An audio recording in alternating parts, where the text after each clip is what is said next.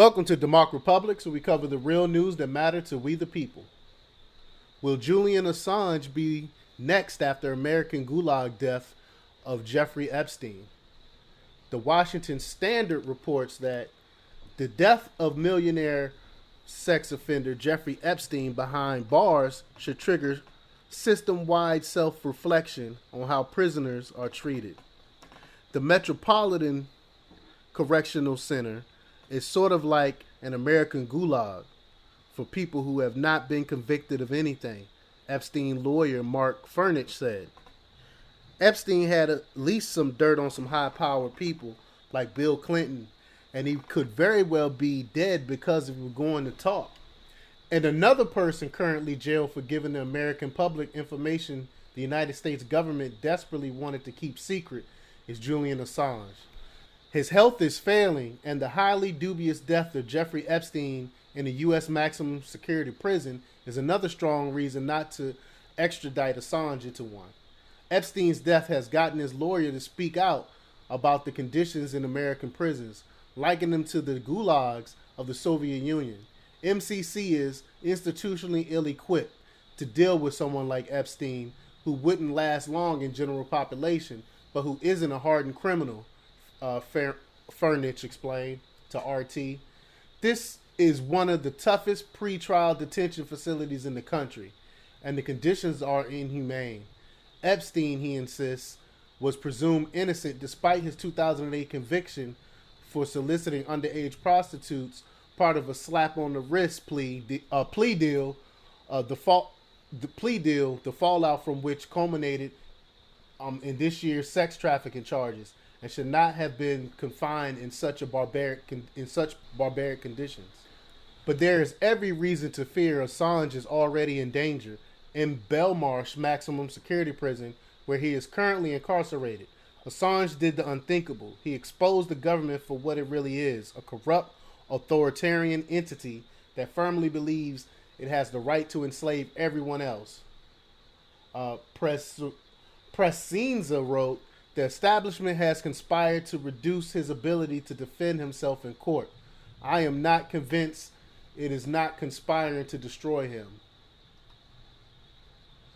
And John Pilgers noted that he said that do not forget Julian Assange or you will lose him. I saw him in Belmarsh prison and his health has deteriorated. Treated worse than a murderer. He is isolated, medicated, and denied the tools to fight the bogus charges of a U.S. extradition.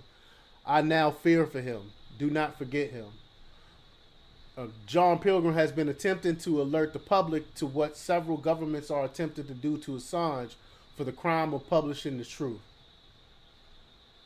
Visiting Julian Assange in prison, I glimpsed his barbaric treatment. Isolated, denied proper exercise, access to the library, a laptop. He cannot prepare his defense. He is even denied calls to his U.S. lawyers. His UK lawyer wrote to the governor on 4 June, silence, how lawless. Why everyone should be outraged at Assange's arrest. Truth is treason in the empire of lies. Death like Epstein's had the benefit of at least waking up some of the public to the lies and deception by the propaganda outlets, also known as the mainstream media. They are desperately trying to silence anyone who questions the establishment's official narrative. But even Furnich himself is skeptical about the medical examiner's conclusion that Epstein committed suicide. It would not surprise me to learn of anything that might have happened to Jeffrey Epstein, he says, adding that Epstein's mysterious death will be the subject of discussion for decades. Similarly, the mainstream media has blood on their hands when it comes to Assange, according to another tweet by Pilger. He noted, watch this revelation by Mark Davis, the award-winning journalist and lawyer, a crucial witness to the Guardian and New York Times betrayal of Julian Assange, who faces extradition for what they did too.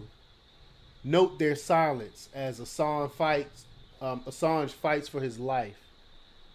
Quote, people in the United States are skeptical for anything that the government puts out because the intelligence gathering process in our country has been weaponized for political ends, said Furnich. And I totally agree with that. In Parasites on Parade, Larkin Rose, and he's the author of The Most Dangerous Superstition and The Iron Web, uses his own direct experiences with bureaucratic and judicial stupidity, intrusion, and corruption to illustrate why everywhere at all times, in every situation, and at every level, government sucks. This snarky, flippant look at the mentality and tactics of various state busybodies also provides an important lesson regarding the true nature of political authority and the problems and abuses it naturally creates. So, my question that I pose to y'all: do y'all think that they're gonna take out Julian Assange, or do you think this is just another conspiracy theory? Leave your comments down below. Like, share, and subscribe, and check out DEMOCREPUBLIX.com for the latest in news. Until next time. We live in a really nightmare.